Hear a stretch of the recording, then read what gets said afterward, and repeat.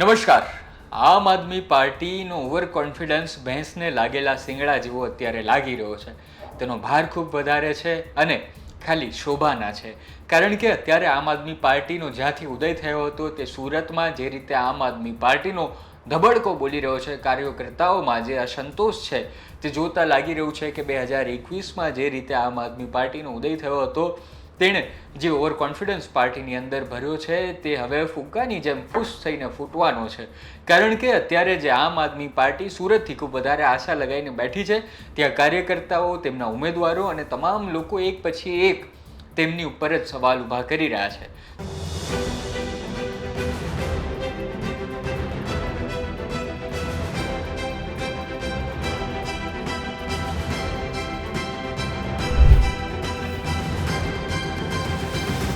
જોકે આમ આદમી પાર્ટી માટે આ નવી વાત નથી. ગુજરાતમાં જે તેમના ગુજરાતના કાર્યકર્તાઓ છે ત્યાંથી લઈને જે સુરતના પ્રદેશના કાર્યકર્તાઓ છે ત્યાં સુધી તમામ લોકો આવી રીતે આમ આદમી પાર્ટી સાથે દગો કરી ચૂક્યા છે. વધુ એક દગાનો, અસંતોષનો એક કિસ્સો જોવા મળ્યો છે, જ્યાં જેમને ટિકિટ આપવામાં આવી હતી તે જ કાર્યકર્તાએ હવે ના પાડી દીધી છે કે નોનસેન્સ કાર્યકર્તાઓના કારણે તેઓ અત્યારે આમ આદમી પાર્ટીને છોડી રહ્યા છે, પક્ષમાંથી રાજીનામું આપી રહ્યા છે અને તેવું કહ્યા બાદ થોડા જ સમયમાં કોંગ્રેસનો હાથ પકડી લીધો છે. હું વાત કરી રહ્યો છું ડૉક્ટર પ્રીતિ સાદડિયાની.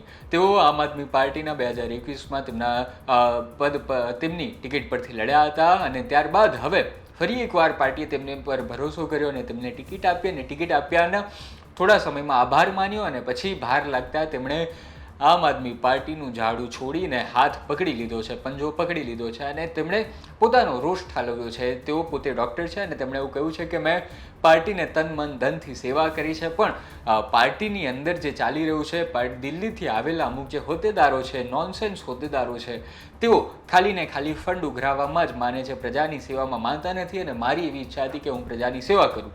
આવું કહીને તેમણે પોતાનો રોષ ઠાલવ્યો અને ત્યારબાદ પોતાના જે 500 જેટલા કાર્યકર્તાઓ છે તેમણે પોતે રાજીનામું આપીને હવે કોંગ્રેસમાં જોડાઈ ગયા છે. આ પ્રીતિ સાદડિયા જે છે તેઓ અત્યારે 500 જેટલા કાર્યકર્તા સાથે જોડાયા છે, જેના કારણે કોર્પોરેશનની ચૂંટણી છે તેમાં આમ આદમી પાર્ટીને એક મોટો ધબડકો લાગ્યો છે, ઘા લાગ્યો છે. તો આ ખાલી એક જ વ્યક્તિ નથી, તેની સાથે ડૉક્ટર નીતા બલદાણિયા છે, તેઓ પણ હવે પાર્ટીને ના કહી ચૂક્યા છે. તેઓ પણ પાર્ટીમાંથી અલવિદા કહી ચૂક્યા છે અને સાથે સાથે અમુક લોકો જેમને ટિકિટ મળવાની આશા હતી તેમને ટિકિટ ન મળતા અને તેમના મહામંત્રી જે આવ્યા છે મનોજભાઈ સોરઠિયા, તેમને ટિકિટ મળતા પણ અમુક કાર્યકર્તાઓમાં રોષ છે અને તેના કારણે ઘણા બધા કાર્યકર્તાઓમાં છુપો રોષ છે અને તેઓ પાર્ટી છોડવાની ફિરાકમાં છે અથવા તો પાર્ટી વિરુદ્ધનું કાર્ય અત્યારથી ચાલુ કરી દીધું છે. ટૂંકમાં એક પછી એક રાજ તો ખુલતા જ જવાના છે. પણ અત્યારે જે આમ આદમી પાર્ટી ઓવર કોન્ફિડન્સમાં હતી કે સુરતમાં અમે લોકો મેયર બનાવવા જઈ રહ્યા છે, અમે લોકો આ વખતે સુરત કોર્પોરેશનમાં અમારી સત્તા આવવાની છે, ત્યાં જ અત્યારે ગાબડા પડવાના ચાલુ થઈ ગયા છે. હજી તો આ રંગ જામ્યો છે, હજી તો ઘણા બધા બદલાવો બાકી છે. ભાજપ સુરતમાં જે પોતાની રણનીતિ તૈયાર કરશે, જે વોટિંગના એક દિવસ પહેલાંથી સુધીમાં જે સુરતની અંદર ભાજપ જે પોતાની રણનીતિ તૈયાર કરશે, જૂના જોગીઓને જગાડશે અને બીજા સુરતના તળ વિસ્તારમાં જે કામ કરશે તે જોતા આમ આદમી પાર્ટી માટે અત્યારે પોતાનો ગઢ બચાવો એટલે કે 27 જેટલી કોર્પોરેશનની સીટ આવી હતી તે પણ આવી શકશે કે કેમ, તેની સામે અત્યારે પ્રશ્નાર્થ ચિહ્ન ઊભું થઈ રહ્યું છે. કારણ કે તેના કાર્યકર્તાઓ છોડીને જઈ રહ્યા છે, ઉમેદવારો છોડીને જઈ રહ્યા છે, જેમને ટિકિટ મળવાની આશાઓ હતી, જેમણે તૈયારી કરી હતી, તેમને ટિકિટ નથી મળી. તેના કારણે અત્યારે આમ આદમી પાર્ટીમાં સુરતમાં જે વધારે એક મોટો ઉદય થવાની સંભાવના હતી, પણ તેના ઓવર કોન્ફિડન્સના કારણે આ ઉદય અસ્તતામાં થઈ રહ્યો હોય તેવું લાગી રહ્યું છે. શું લાગી રહ્યું છે? સુરતમાં આમ આદમી પાર્ટી જીતશે, પોતાના મેયર બનાવશે, પોતાની સત્તા કાયમ કરશે કે કેમ? આ તમામ સવાલો અત્યારે આપણી સામે છે.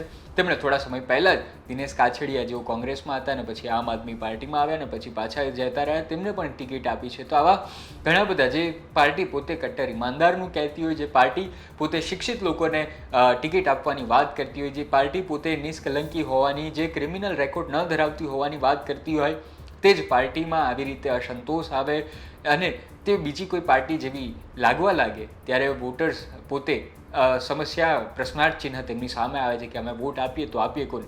ટૂંકમાં અત્યારે જે આમ આદમી પાર્ટી સુરતમાં જે વિસ્તારોમાં મજબૂત હતી ત્યાં પણ જે કાર્યકર્તાઓ છે તેમની અંદર અસંતોષ છે, તેના કારણે આપનો મોટો ધબડકો થયો હોય તેવું અત્યારે લાગી રહ્યું છે. શું માનવું છે તમારું આ વિષય પર તે તમે અમને કોમેન્ટમાં જરૂર જણાવો.